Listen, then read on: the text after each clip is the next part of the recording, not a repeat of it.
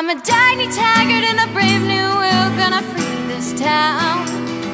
If you didn't know about me already, well, you know it now. Hi guys, and welcome to another episode of Objectivist Girl. Today I have Patrick Byrne from Overstock. I'm so excited to have him on. He is fabulous. So Patrick, why don't you go ahead and tell us a little bit about what you do?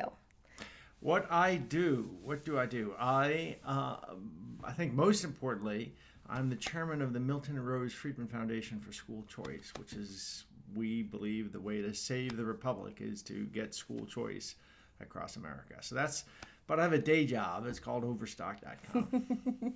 Awesome. Now, I wanted to talk to you a little bit about Overstock and the values that are involved in being a leader in a company. So Objectivism has several values, and I wanted to kind of go over them and see how you embody them every day, because I find libertarian-esque leaders normally conform to these ideas anyway, naturally. So one of them is rationality and reason. So when you are a rational and reasonable person, you are somebody that explores reality and thinks about what do I know, and not only what do I know, but how do I know it when making decisions. And so is that something you embody in making decisions? How do you make decisions every day? Well, we are quite data-driven and fact-driven, so I think that's a good way to summarize it. Perfect. And we think wishfully, and we have aspirations and such, but we're quite driven by data. And what's great in the internet business is there's a tremendous amount of data. You know, we have up to 7 million people a day visit our site, and they click around a lot, so you get mountains and mountains of data, oceans of data, better metaphor. And it means that we can really find out what people really are thinking. It's really, the holy grail of marketing. Well, there's an old saying from the guy who invented department stores, John Wanamaker, used to say, half the money I spend on marketing is wasted. I just don't know which half. Well, it turns out that it's really like 80 or 90%, and you can figure out which 80 or 90% by using data. So it's constantly analyzing data and we do self-learning algorithms that learn through this data and get smarter and smarter, and so make our site better and our prices better and our organization better. Wow, that's amazing. See, that's the right answer right there. Always thinking about what is possible before taking action is really, really, really important. And it sounds like you have a really good system built in for making rational decisions for you at times. So that's great. And we have a learning organization at this point. We have an organization which is committed to the organization's structure, and leaders are themselves conducive to learning. It's really organizational design. I spend most of my time these days focusing. I used to be really one of the analysts. I used to wear 10 different hats in the company, and I was one of the analysts doing all this stuff. And I gradually worked to the point that I get to just do organizational design now and try to think of the right way to structure things so projects get done and the system learns. As a whole organization, it gets smarter. Wow, that's awesome. So, in that, you can see a lot of productivity because obviously if the system is learning, it's able to make decisions faster and be able to do absolutely everything faster. And when you have a good system and a good team, you have a lot of productivity. And one of her values is productivity. So how would you say you keep yourself productive each day? Myself personally, or the organization? The organization and yourself. Because sometimes it's hard to get up in the morning and work, There's a lot of measurement. Pretty much everything can be measured. And there's a lot of measurement. And so when things in groups are falling behind, or you see that one group is more efficient at using its resources to get something done, you shift resources over to them. So you're always starving. It's the bureaucracy. It's really the great question in a large organization is how do you keep it from becoming bureaucratic? It's just the nature of large organizations that they grow, they bottleneck. Information starts bottlenecking. People play power games with information, all this kind of stuff. And so how do you prevent that from happening? Well, the answer is, I think that you want to continuously fragment the organization into pieces, but pieces which collaborate together. And ideally, in a perfect world, you could fragment them all down to the smallest piece possible, which is one human, and all the humans can just collaborate through some system. Well, that's in practice not really possible, but we break a lot of the work up into teams of 5 or 6 people. And what that ends up meaning, by the way, is that the skill set that is rare, and by the way, this is common in the internet industry. There's a Google and Apple and stuff operate on Amazon. They operate on what are called pizza teams. And that's a team that one large pizza can feed. And you try not to have any teams bigger than that. And then you organize the teams. And what it does is it keeps you from getting stovepipes and silos and which then you have bureaucrats and such. So you organize into pizza teams, and then the pizza teams swarm together on projects and stuff. So it's a very fluid environment. And that's much better than the old-fashioned business model of departments that are cut and dry and stable, and nothing ever changes in them. In this hyper-competitive environment, it's really about building an organism that can learn and adapt more than it is, about having people able to defend fiefdoms. That's awesome. And it also sounds like you seem to really promote individuality in your organization with the pizza teams, and with even just wanting to be able to segment it down to just one person. So one of her major values is individualism. And one of the things I talked about in Acapulco in my speech was how to be a great and ethical leader, and how individuality is one of the primary issues in companies. When you can create an environment where your employees can self-actualize, can grow, can feel like they're fulfilling their Maslow's hierarchy of needs each day, not just, feeding their family, because we're all traders in a business. Nobody really works for anybody. They work for themselves. They work for their own profit. And so you're traders in this beautiful business. And so how do you enhance individuality and self-actualization in your organization? Well, good question. It's a tough question. It's much more about, for me, the old-fashioned model of a corporation is being like George Jetson and Spacely Sprockets or whatever. Do you remember? Right. Or Fred Flintstone's boss. Or Dilbert. Dilbert is the antithesis. Dilbert. But it's really, there's a deep lesson in Dilbert. The pointy-hair manager is sitting in the corner office. He thinks he has all the information, and his model of a corporation is he's got all the information. He makes the decisions, and he issues these silly orders out to the world, out to his organization.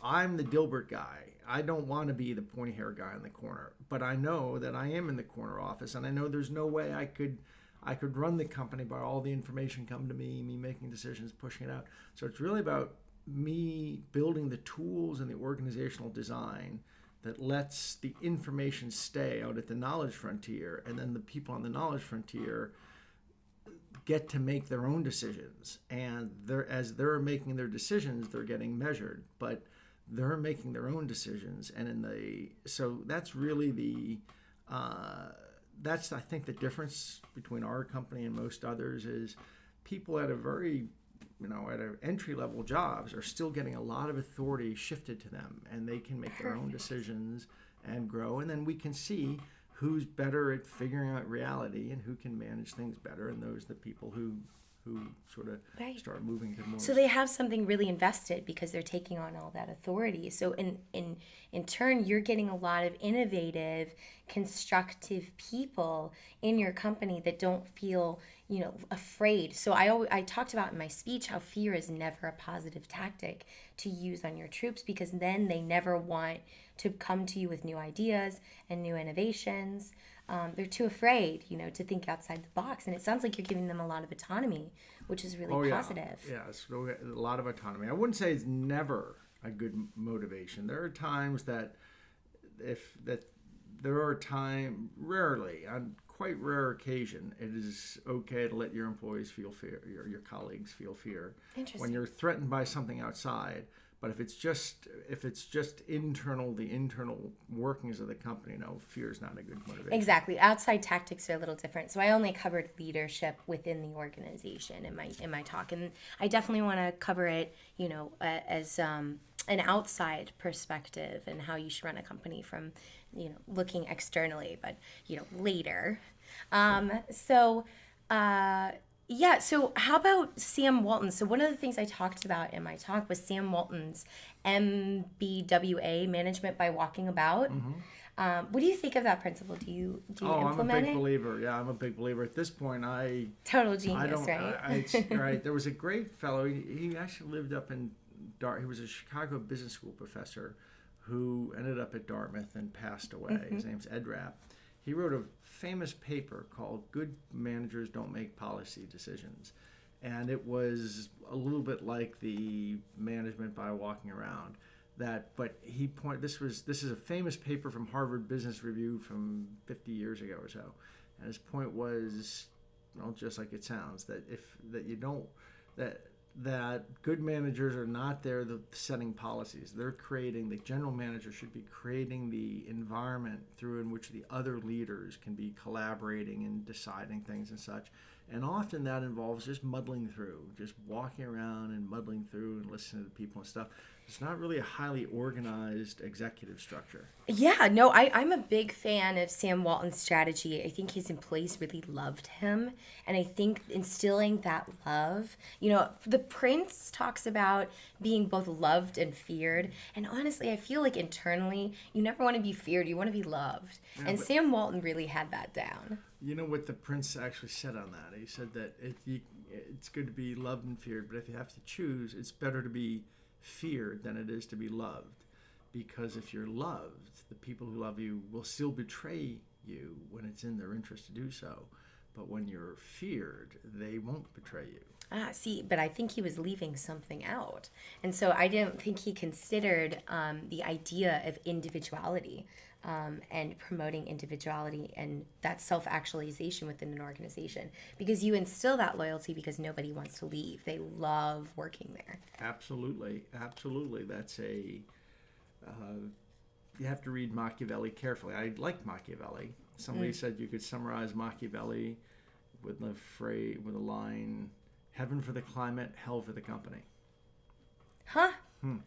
Interesting. But ultimately he belongs to that long genealogy of people who take tyranny for granted, that think that the basic structure. So, for example, Machiavelli, when he speaks about freedom or a free state, isn't speaking about it as you and I think of freedom. It's not that the people are free. It's that the prince of that city-state is not a vassal to some other greater lord somewhere. That's what makes a city free. But he just takes for granted, of course, that everybody in the city is an instrument, is a means, and the only ends that matter are the ends of the prince of that city-state.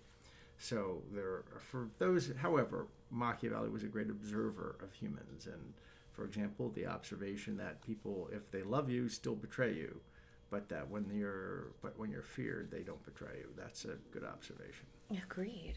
So I wanted to ask you about benevolence. So benevolence is a very unique principle to the Atlas Society. So the Ayn Rand Institute, closed objectivists don't believe in benevolence. They don't believe it's a major virtue.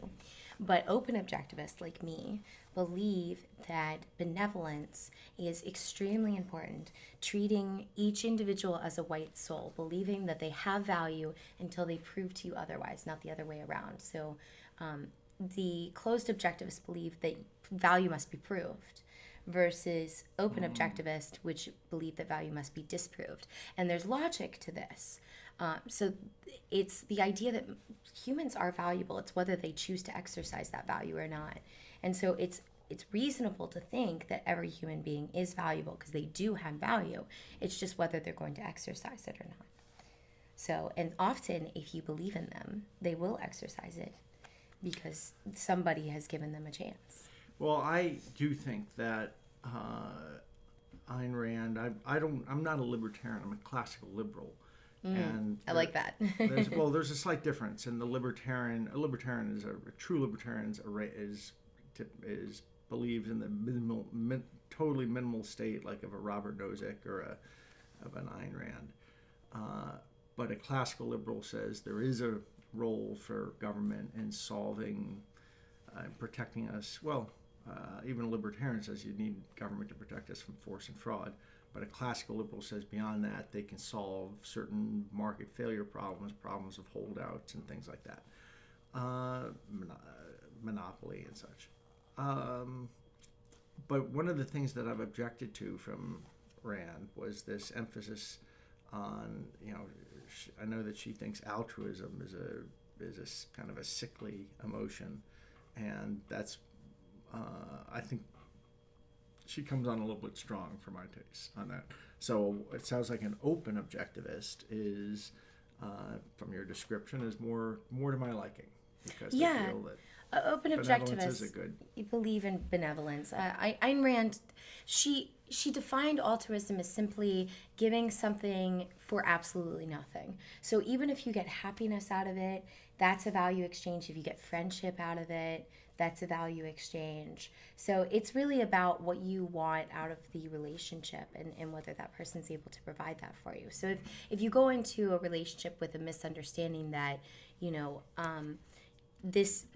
the giving a person a meal is going to get you a smile back, and you don't receive that value exchange, you walk away feeling bitter.